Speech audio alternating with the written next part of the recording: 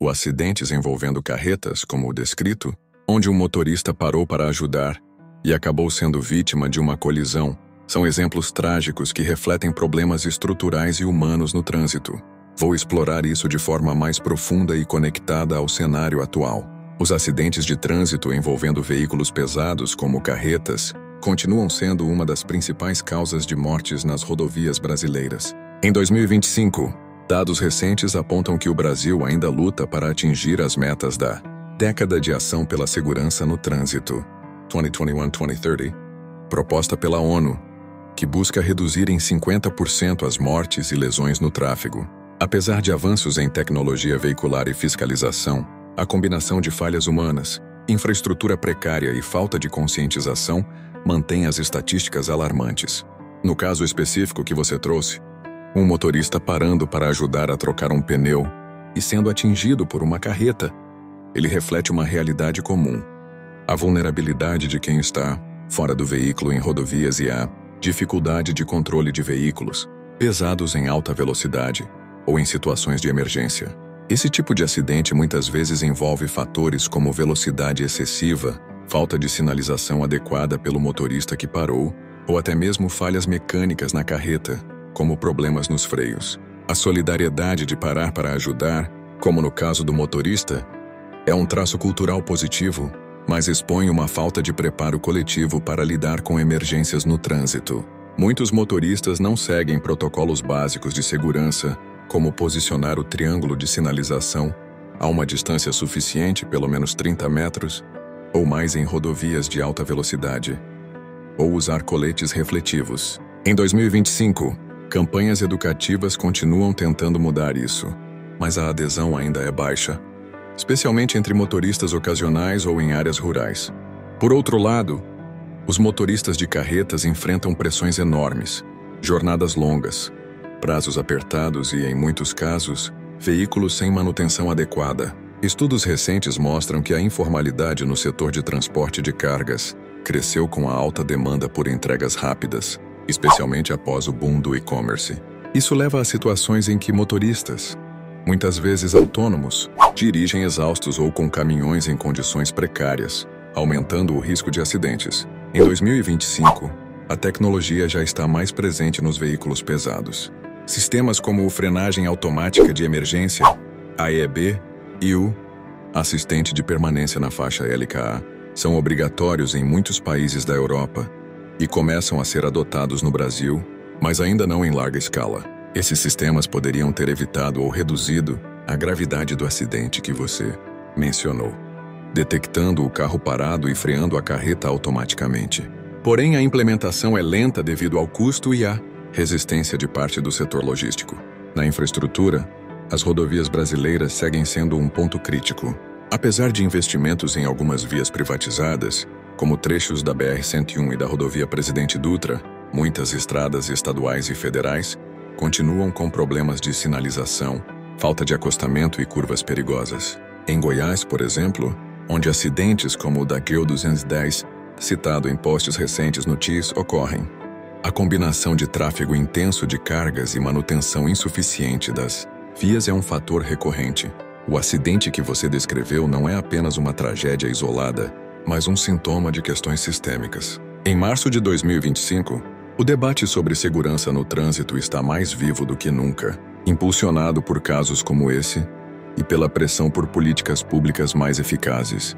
Especialistas defendem uma abordagem integrada, fiscalização mais rigorosa, uso de drones e câmeras com IA para monitorar velocidade e comportamento nas rodovias, educação contínua, programas obrigatórios de reciclagem para motoristas profissionais e campanhas voltadas para o público geral. Responsabilidade compartilhada.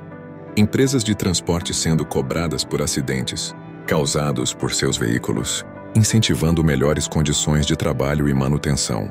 Além disso, há um movimento crescente pela adoção de rodovias seguras no Brasil, inspirado no modelo Safe System da Europa, que projeta vias para minimizar o impacto de erros humanos. Isso inclui barreiras físicas entre pistas, áreas de escape para carretas e iluminação mais eficiente. O gesto de parar para ajudar a trocar um pneu, seguido pela tragédia do impacto da carreta, nos lembra que o trânsito é um espaço de convivência onde a vida está em jogo. Em 2025, estamos em um momento pivotal. Temos as ferramentas tecnológicas e o conhecimento para reduzir essas perdas, mas falta vontade política e engajamento coletivo para transformar a realidade. O que você acha que poderia ser feito para evitar que histórias como essa se repitam? Estou curioso para ouvir sua visão. Um motorista parando para ajudar e sendo atingido por uma carreta, aí como eles revelam aspectos profundos da condição humana e da sociedade. O ato de parar para ajudar a trocar um pneu é, em essência, uma manifestação de empatia, um traço que nos define como humanos. É o reconhecimento implícito de que o outro, mesmo um estranho, compartilha da mesma vulnerabilidade que nós em um ambiente hostil como uma rodovia. Mas esse mesmo gesto expõe uma ironia cruel. A bondade que nos conecta também nos coloca em risco. Em 2025, esse paradoxo está mais evidente do que nunca. Vivemos em uma era de hiperconectividade.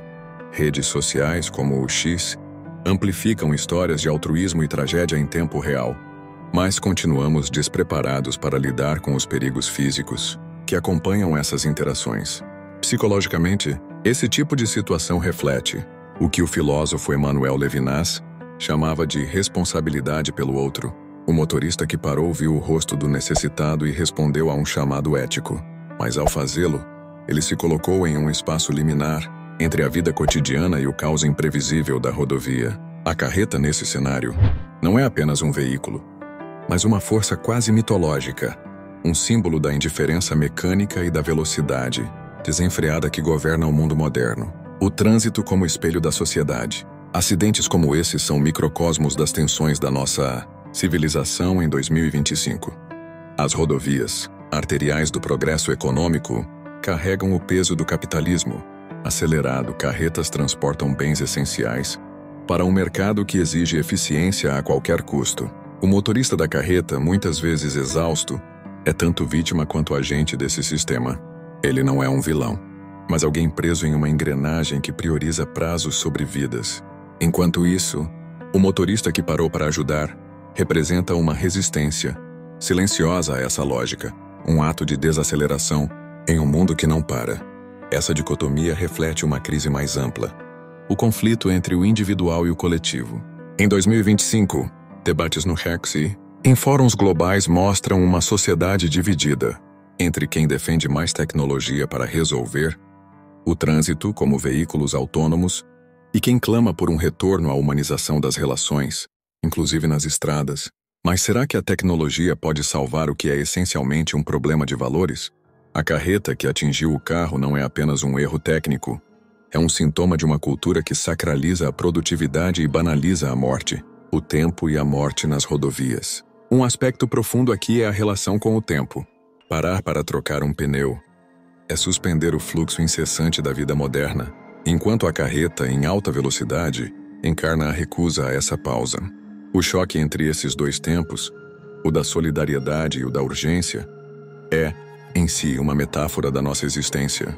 Em 2025, com o ritmo acelerado da inteligência artificial, da automação e das demandas econômicas, estamos cada vez mais desconectados do tempo humano, aquele que permite reflexão, cuidado e presença. Acidentes como esse nos forçam a encarar a finitude que tentamos ignorar.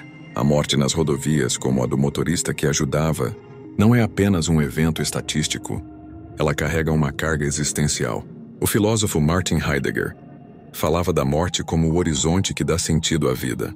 Nas estradas, esse horizonte está sempre à espreita, mas raramente o reconhecemos até que ele se materializa em um impacto.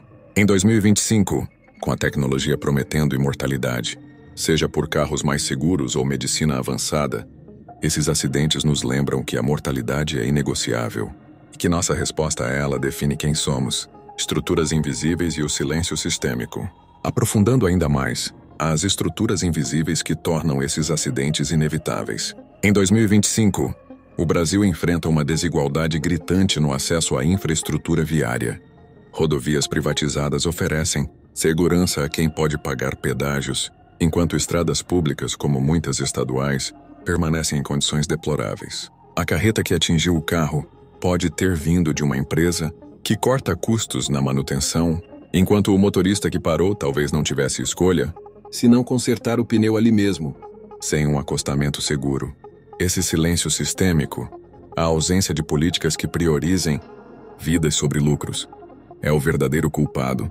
Em posts recentes no X, usuários lamentam acidentes semelhantes, mas poucos conectam os pontos até as decisões políticas e econômicas que os tornam possíveis. Em 2025, o governo brasileiro enfrenta críticas por promessas não cumpridas na década de ação pela segurança no trânsito, enquanto o lobby do transporte de cargas resiste a regulações mais duras. O resultado é um pacto tácito com a tragédia. Esse acidente, com sua mistura de heroísmo e fatalidade, nos deixa com uma questão profunda: como reconciliar a necessidade de conexão humana com a realidade de um mundo que pune a pausa?